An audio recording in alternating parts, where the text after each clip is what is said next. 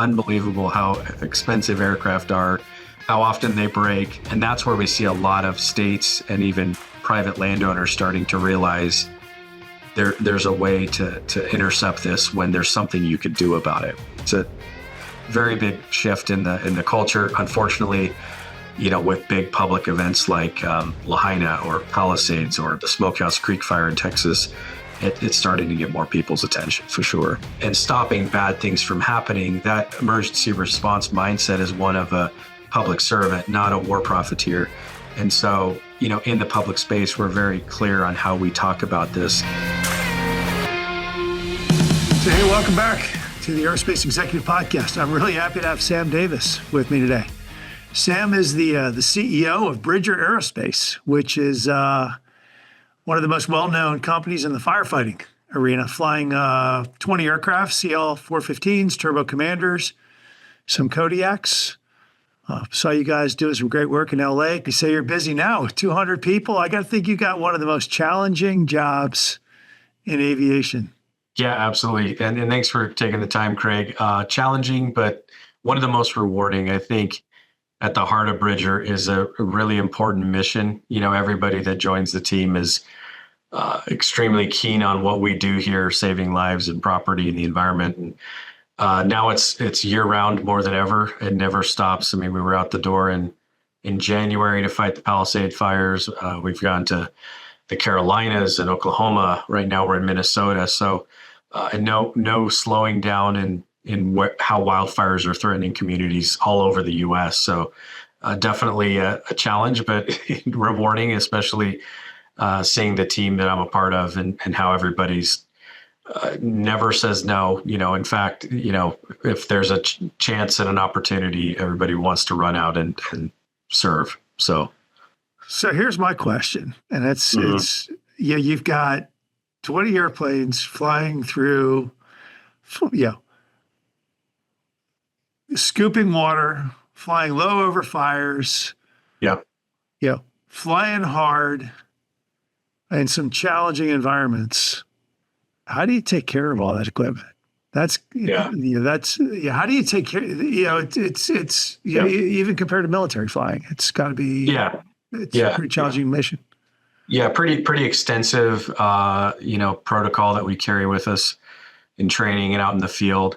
The scoopers specifically are purpose built for this. I mean, they've got their boats on wings, they're STOL aircraft. They're made for this. They're made for impacting the water at 80 plus knots, and flying low over fire and smoke and in terrible conditions for any aircraft. But they do require a lot of careful maintenance and care for mostly a flight standpoint, and obviously all over the country as they're deployed anywhere there's a runway that can accommodate them. So what we do is we have maintenance repair units, mobile repair units, I should say, or MRUs that follow every pair of scoopers out in the field. And those are equipped with all sorts of spares, lifts. That we also have computers that download the schematics of everything, exceedances, anything that might happen in the field on a nightly basis that we communicate back to the OEM. So we're a traveling mobile team that basically can do any sort of maintenance out in the field and do required routine maintenance and things that may happen in flight or whatever, from an obsolete part to a fuel leak. To where all 6 aircraft were out all year last year, all fire season, and didn't return home to base once. And we have an entire crew that is with each pair of scoopers, a crew chief, and at least 3 to 4 mechanics that are on site that are doing nightly teardowns and inspections, phase inspections as we go. So very much around the deployment of that. The air attack planes that we have, obviously, they fly in, a lot, but loitering over fires. So not quite, the low altitude and the stress that the scoopers go through, but still have mobile repair units that follow them around and do the phase inspections that we have with the scoopers. That's pretty involved. It's an involved operation. It is. It really is. Yeah. Yeah. How did you get into this crazy business? I know you've been with Bridger. You took over Bridger as a CEO, about a year Yeah. ago, not quite a year ago. Yep. Yep. And Exactly. how did you get into this Yeah. crazy business? Yeah. So, kind of a funny story. I live here in Bozeman, and like anybody else that moves to Bozeman, you come here for the quality of life and for the outdoors. And Bridger's right here at the Belgrade Airport, beautiful location. I was working at a local company, was recruited to at least come talk to Bridger Aerospace, which I'd never heard of, an aerial firefighting company, and I was very skeptical. But came and met with our founder, Tim Sheehy, who was in gym shorts and a workout shirt when he interviewed me. And, I'd never met anybody like him or the team. I was with a former Navy guy, one of his CFO at the time, and just was so excited about the mission. And this was when they had, I think, 6 twin commander aircraft, 1 Shrike, and no scoopers, no PC-12s, no Kodiaks, 1 small hangar. And I was employee number 43. And I just saw what the vision was, what opportunities existed in firefighting, how Tim had, served time overseas in Afghanistan as a Navy SEAL and had been, supported by aircraft and, unfortunately attacked by weaponized drones. And he came back to the U.S. with a vision and a mission to equip aircraft with sensors. And I don't even think he had firefighting on the mind at the time. He just loved aviation and technology. And so he started combining those, and then he saw the path with scoopers. So I was really fortunate to be a part of that journey. And I actually helped in an accounting and finance function, helped build up HR, IT, all the things that Navy SEALs don't really care too much about, as we help build the company and raise a lot of capital to help bring more aircraft on and go after the market that was truly not just underserved, but like didn't exist at the time. And then fast forward, now we have 6 super scoopers, here in the U.S., the largest private fleet of scoopers. And we've equipped sensors onto our PC-12s. We just put 1 on a Kodiak. We really hit fast forward on the use of technology and air surveillance, and have really become a household name for firefighting. What did you find you had to learn? I mean, coming from a finance role to the CEO suite, and really, look, it's not like you've been an aviation person all your life. What did you have to learn? What did you have to learn as an executive? Drinking from a fire hose there. Yeah. So much. I would say, the biggest thing I tell people is that it's really about, letting your passion drive you, right? Like I came here and I realized through the team and a lot of former military folks that the mentality of servant leadership was just so pervasive here. I mean, my first day, Tim Sheehy was cleaning a toilet, as part of, the duties as assigned as a team member. 2 of our pilots were out on the flight line putting out a fire in an ashtray, and then neither of them smoked. They just saw that somebody left some embers.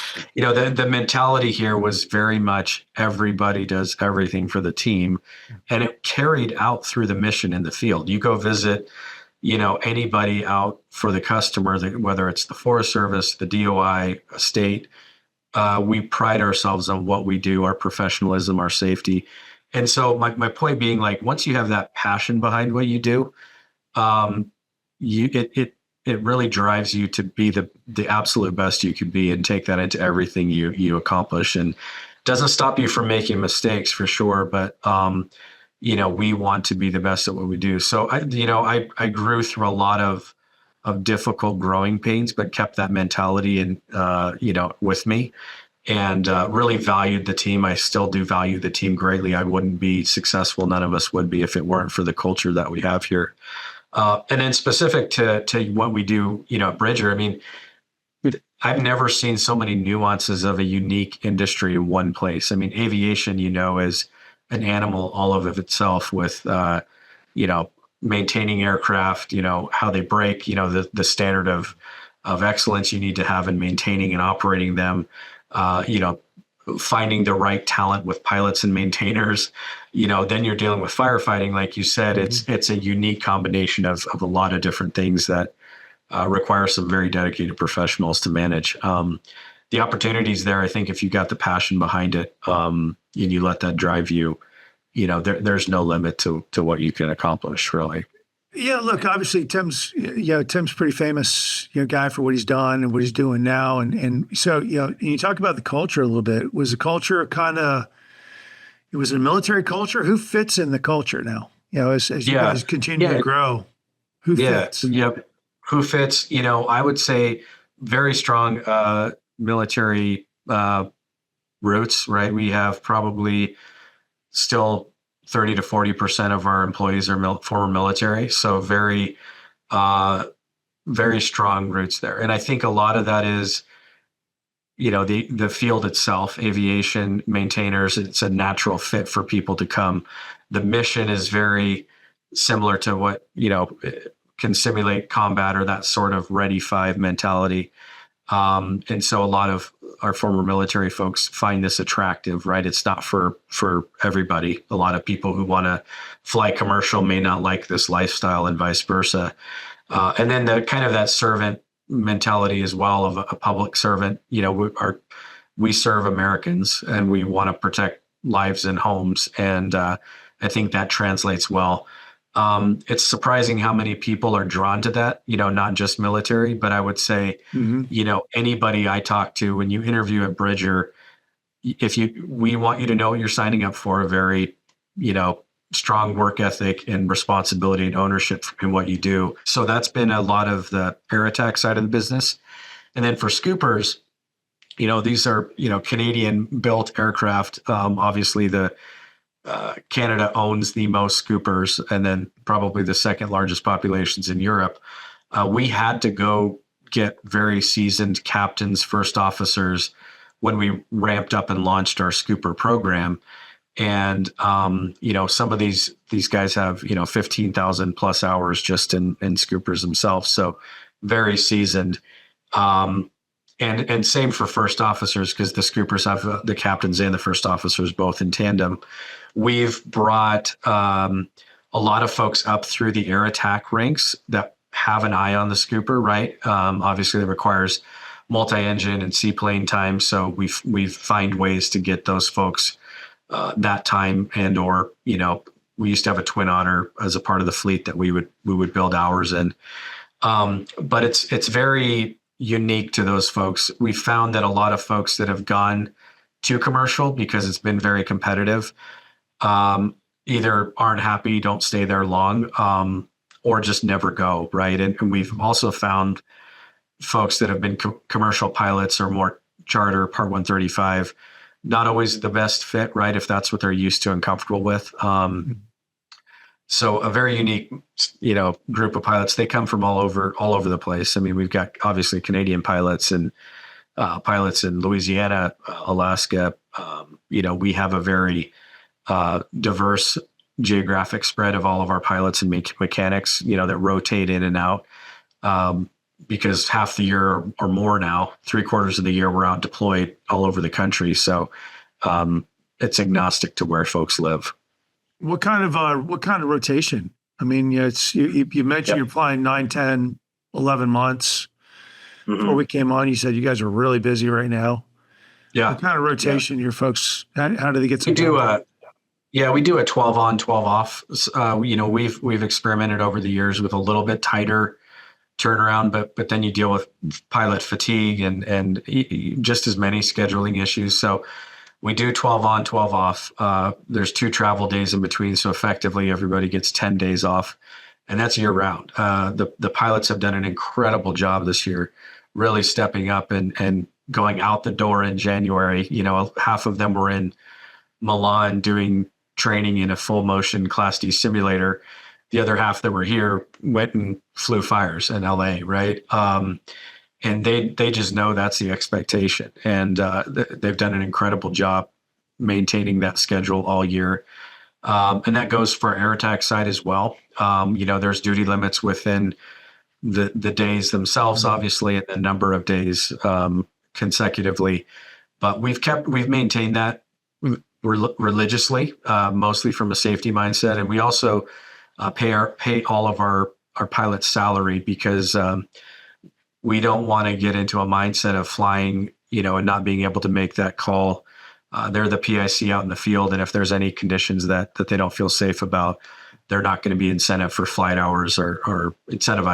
hours or any decisions that put them or the aircraft or the team in jeopardy. So we've really been religious about protecting that.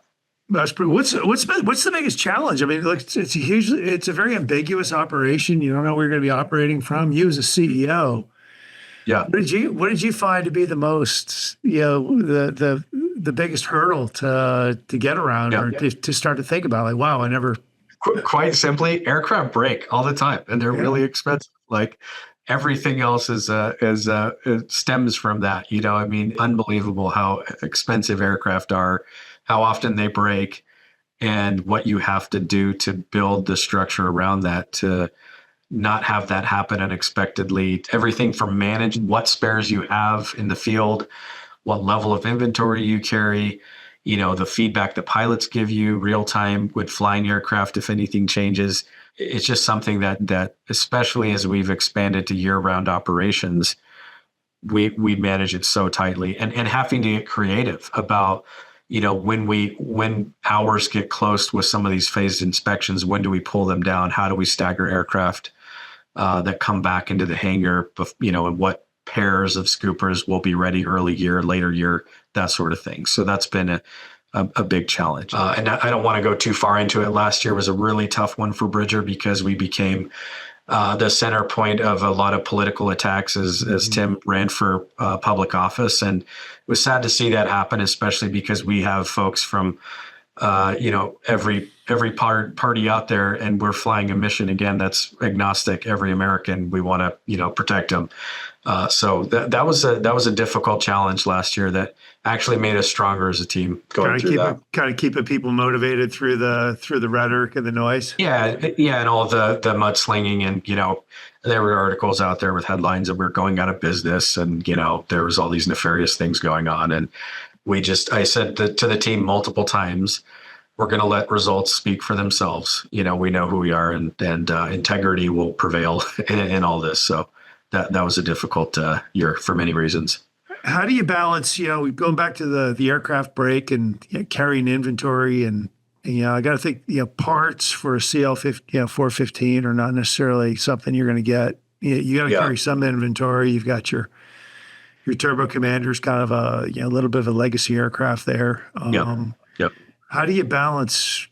How do you maintain the balance between carrying inventory and going to the OEM or going to the aftermarket, trying to figure out what to keep on the shelves? Or is it just kind of, hey, look, we got to, we'll figure it out to 75%? Yeah, we did a lot of it early years, especially based on instinct, right? Or just whatever we could buy, we would buy, whatever we would see failing, right? Boost pumps on the CL415 were always an issue. We had fuel bags that would leak and would take a long time to either replace or get refurbished. We've become a lot more scientific with that. We have an inventory system that has minimum order points. We're looking for, percentage targets that we want on what we know to be high fail parts. And we've really strengthened our relationship with a lot of frequent visits with our OEM, helping them, and help ourselves as the largest private operator here in the U.S. and anything that they do to help us solve any of our obsolescence issues remain operational. We're helping them, obviously. And they're, de Havilland is looking to, produce the next 515 platform, which has, I'm making this up, but it's got to be 80 to 90% parts compatibility between the 415 and the new platform. So anything they do to help us strengthen that OEM relationship and the vendor supply chain has been wildly beneficial for us, including, if they can't produce a part or there's lead times that don't match our fire season, finding alternatives. So we've really taken a very methodical approach to breaking down what we can and making sure that we're a little bit excessive in what we have on hand, so that we're minimizing any sort of lost revenue downtime with the customer, or what we've learned is waiting till that part breaks and then having overnight delivery and whatever ends up being more of a costly thing to predict than it's worth, to be honest with you. Yeah, it's interesting. I was listening to Ken Rickey, the chairman of FlexJet, a couple of months ago talk. He's like, hey, one of our airplanes, when it's down, it's $31,000 a day in lost revenue when it's down. Yeah. So we have a choice, it's like we'll carry a part, it's the cheap part is delivered in 2 weeks at $15,000 and we pay $30,000 today. We're going with $30,000. It's an interesting, it's a good finance exercise. I'm sure keeps your analysts busy every day. Yeah, we've definitely used our own, even our Part 91 planes to take parts out to sites rather than wait a day and getting a part out either commercial or driving to it, because of how critical that downtime is. Getting a part for the mechanics to put a plane back together overnight, or even troubleshoot. Sometimes we don't know how big of an issue it is, but fortunately we haven't had anything major. We've never really missed anything because we've been, obsessive about, what parts we keep and how we stagger our maintenance, and we've gotten smarter about it. So it's been a pretty, it's been encouraging to see how much that process has improved, for sure. Now, you said, let's talk a little bit about teamwork. I got to think, you guys are in Minnesota right now. You got a couple airplanes in Minnesota, 6 pilots, I'm assuming, 6-8 pilots out there with a team of mechanics. Do you try to keep the pilots and mechanics teamed up as much as possible so there's a familiarity there? Does it matter? Does everybody just kind of work well together? Yeah. No, there's naturally differences between pilots and mechanics. There's always the good-natured ribbing that goes on. I would say that because we're such a tight operation, and it really is typically a very small team that's out in the field together, we keep them pretty tight, and they choose to be pretty tight. Every captain and first officer I talk to is very tight with their crew chief, because they know their life is in their hands, right? And every crew chief I know knows that their life is in their hands and wants to make sure that they maintain, the safest aircraft, or if any squawks happen, that they're resolved immediately. And also our pilots are typically the first point of contact for the customer in the field. So those comms are pretty tight. They keep pretty well-versed in what's going on in each other's worlds, before they hand an aircraft over for deployment in the morning. And then same thing when the pilots come back from operations, and go back to the hotel. The pilots are out there with the MRU, and they perform, nightly teardowns of the aircraft, and they go through any sort of schematics that, might pose to be an issue. So pretty tight. And then we do what we can as a leadership team to make sure we have team building here, right? Where we do training together. We have leadership events, whether it's at a ranch or out in the field, that will bring teams together and purposefully pick one pilot, one mechanic, one logistician, one driver, to make sure that everybody's learning a little bit about the other person's world and how integral they are as a part of the team.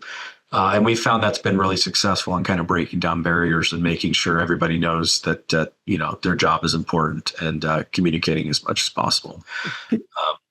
Friction amongst teammates does not play well in your environment. No, especially in any environment, and I would say in one where the stakes are so high and it's this mission ready mindset all the time. It's critical to keep it intact. And one small thing, and I know I've always thought it was silly at previous jobs, but I think it's important here, is a newsletter. We have employees all over the country, 2 countries, the North American continent, and informing them as to what Bridger's doing. When we put a sensor on a Kodiak for the first time with our engineering team, why that's a big deal, celebrating the successes. I think that communication is really integral for people to understand they're a part of something bigger. why some of what, they see in their world might be impacted or bit of a challenge. If they can't go buy, whatever they want to do their business, there's something else going on in terms of projects in the company and so on. So we've really been trying to increase that amount of communication and teamwork this year specifically. What does training look like for your pilots? I mean, is there a requirement, is it biannual? What's a simulator? What do you have to go through? Yeah. We actually do, for on the Scooper side, we do simulator training for both captains and first officers every year. So they go to Milan, Italy, where there's the only Class D full motion simulator, and spend a couple weeks over there. I think each pilot does about 3 days of training in the sim. We make sure we rotate all of them in and out of there with instructor pilots on standby. Then we do ground training and we do flight training back here in the U.S. On one of our Scoopers, and typically try to time that, Q1 when things aren't as busy and we have available fleet that they can trade on. And all of our captains and first officers go to that as well. On the air attack side, we do a similar couple weeks of training. Not so much on the simulator side, unless there needs to be, somebody who needs some time to get into a type rating for PC-12 or something. But we do similar ground training and then check rides and flight time to make sure that everybody stays current on an annual basis. Is there a certain amount of time a first officer in the Scooper has to have before? Yeah, actually, I have this written down here because I was actually wondering that myself. So, Scooper pilots need about 4,000 hours total time and 1,500 hours PIC with 500 PIC in a seaplane, or 2 years as a PIC on a CL-450.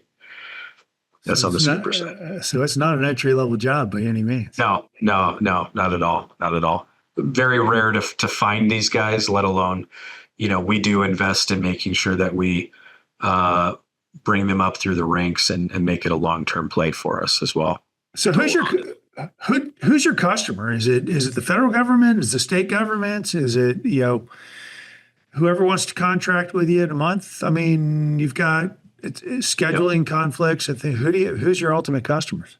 Yeah. So great question. I get asked this one a lot. Federal government is our customer for almost all of the aircraft we have. Our Scoopers are on a Forest Service call when needed contract, all 6 of them. We also have call when needed contracts at the state level if they want to call us out earlier in the year, keep us out later. But once the federal government calls the assets, they negotiate with the states. So, we're the bell at the ball. We get fought over, but we don't have to make those decisions if we're deployed on a state contract and called up by the feds. So one of the things that we've been doing as a strategy is we've really been working kind of the federal government contracts to be more multi-year exclusive use so that we have guaranteed work. Obviously, as we look at wildfires, they're year round. We need to staff year round. Our costs are pretty fixed. We have salaried pilots. So for us to have guaranteed work versus the upside of a busy fire season, we'll take the guaranteed work any day. So we've really done a lot to influence federally the legislation that says multi-year contracts with exclusive use, meaning, you're on job on the tarmac, deployed 120 days or so, 90 days even. So we've really worked out on the federal side, and a lot of states are starting to follow suit because they want to make sure in high threat states like Washington, Texas, Idaho, Oregon, Montana, they're starting to say, hey, we want Scoopers, or even more recently, we want sensor enhanced planes so that we can do our own early detection and prevent something versus waiting till the next, disaster happens and then they call the feds and, there's any level of delay that might happen there that they couldn't intercept a fire before it becomes a major level incident. So federal, state, and most recently we've been talking to, some private landowners that really we think could benefit from, early detection, right? To at least make a call to dispatch before anybody even knows there's a threat. And by threat, I mean, typically we look at a window, we see smoke, there's fire, that's when we know there's fire. And there's some pretty sophisticated cameras now that can pick up smoke from quite a ways away. But, we have sensors on our planes that are military grade that can pick up a thermal spot the size of a basketball underneath a layer of pine needles 9 miles away. Like, it's pretty wild what our sensors can pick up. So we can fly after a lightning storm and pick up, 8 or 9 heat signatures. We did this last year with our strike commander. It's our only commander left, with a sensor on it, a TK8 that's worth more than the aircraft like 3 times.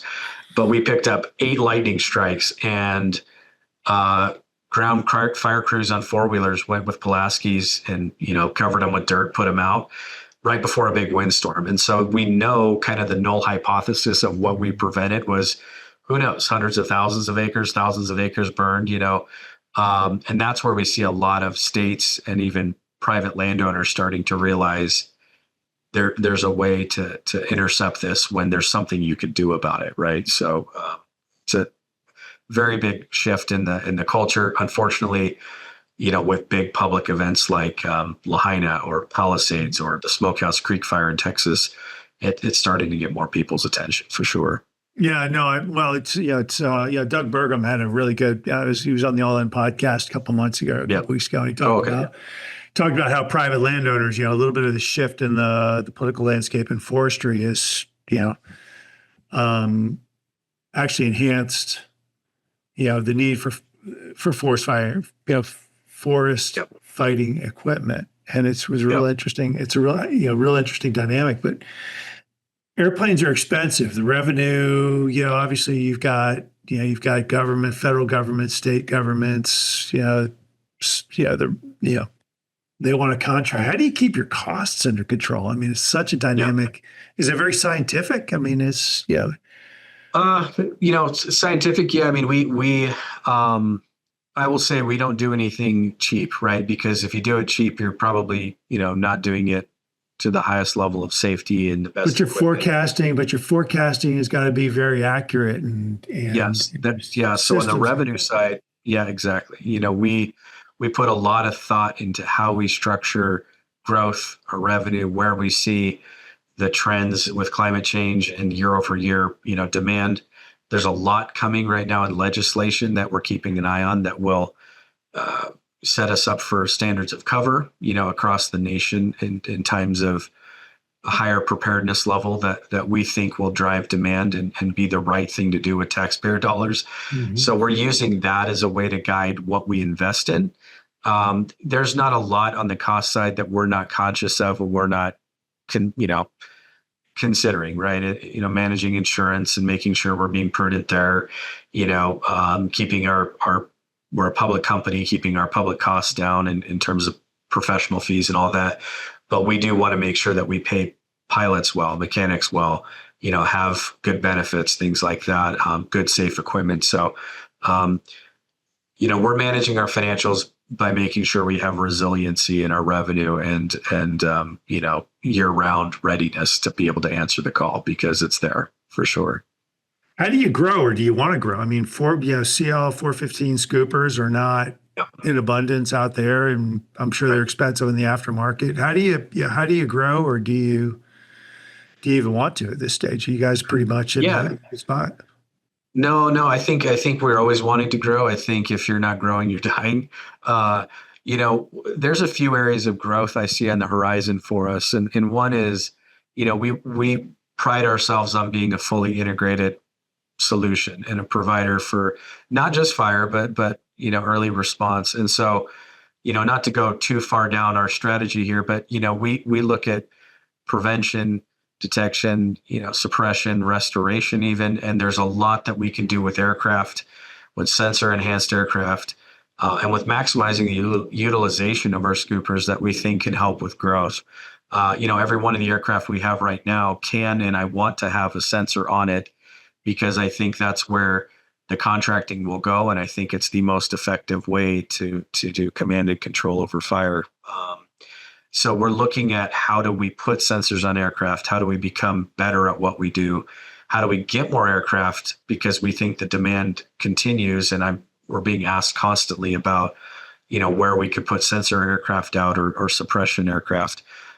We've kept an eye on where we can get more platforms like the Scooper. We did sign a memo of understanding with aviation group called Positive out of France that's looking at putting ATR 72 on floats as a Yes.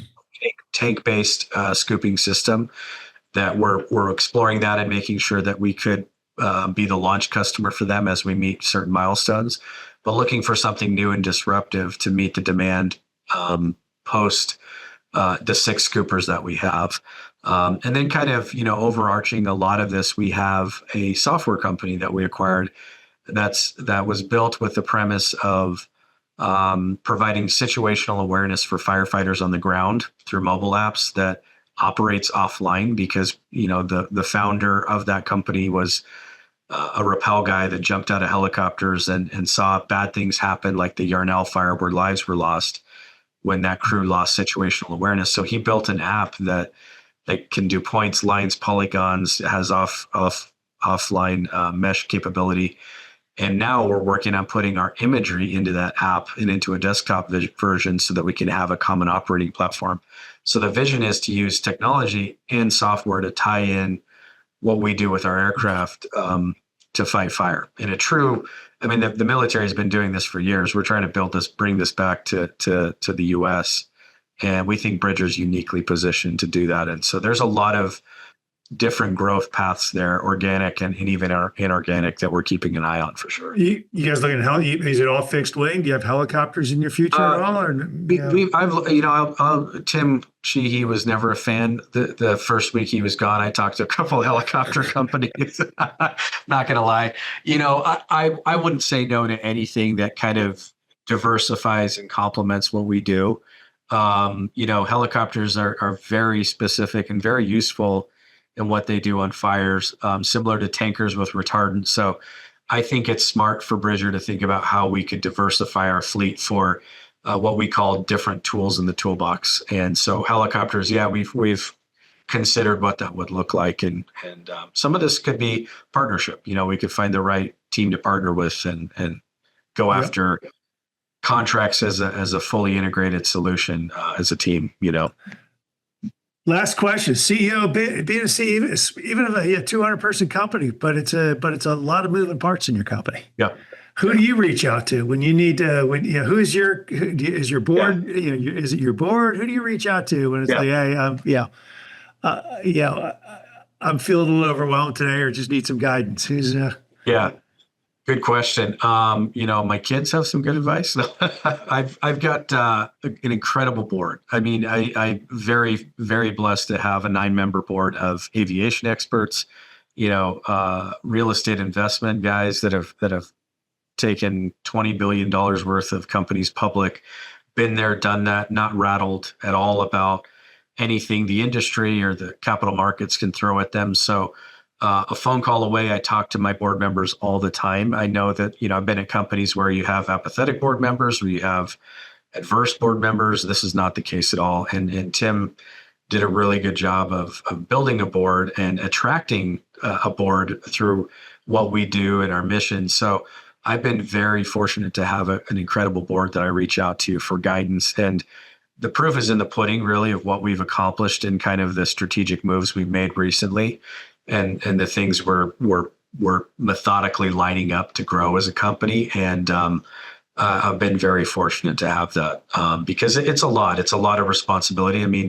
I lose sleep over the safety of the team, the pilots, the mechanics, even people driving everywhere, all over the country. And, there's a lot of decisions that need to be made I view my job as removing obstacles and helping the team do what they do best. And so I really, I take it very seriously. Being a public company, there's a lot of dynamics that go on with being public versus being private. Does that get into? Does being a public company add more complexity to it, or is that just kind of, hey, look at this? Yeah, for sure. It's great because you get a public platform to tell your story, to get investors interested, to have a real view on what you do and why it's important, and get people excited. Also, everything's public, right? One of the dynamics we have that we have to be careful about is our government customer base, right? 99% government revenue. So anything you do or say out there, you want to preserve that relationship first and foremost. You want to be careful with what you put out that doesn't compromise the integrity or some of the secrecy of what you have with a government customer that can't be published. So we have to manage a lot of those relationships very carefully, and how we talk in the space publicly. And the other thing that's kind of unique to wildfire is, you can't look like you're excited about wildfires breaking out, which we're not, right? We want to be pre-positioned and effective in what we do, and stopping bad things from happening. That emergency response mindset is one of a public servant, not a war profiteer. And so, in the public space, we're very clear on how we talk about this, and that we're, again, positioned to be good stewards of taxpayer dollars, most effective in what we do. And I think that's where, we're careful about how we craft that message, because it's a sticky space, Yeah, no doubt. I mean, the other side of it too is, like you said, you guys are here to help your first responders. My son's a paramedic. My daughter's a ER. Yeah. Oh, cool. Yeah. Yeah. I mean, over the article about you guys flying over the Palisades and, taking a drone in the nose, and you're like, hey, look, there's a lot going on there. Very serious. Yeah. So, hey, Sam, thank you for coming on today. Appreciate it. I love watching your success. You guys are doing great work. It's a cool company, you're doing great things. I appreciate you coming on. Yeah, appreciate it. Yeah, would love to have you. Anytime you're in Bozeman, Montana, stop by. And if it's the dead of summer, you're probably not going to see any aircraft, but if you come back in the winter, it's pretty busy. So we'll do some skiing. Yeah, absolutely. Cool. All right. Thank you, Greg. Appreciate it. Thanks, Sam. Appreciate you coming on. Later.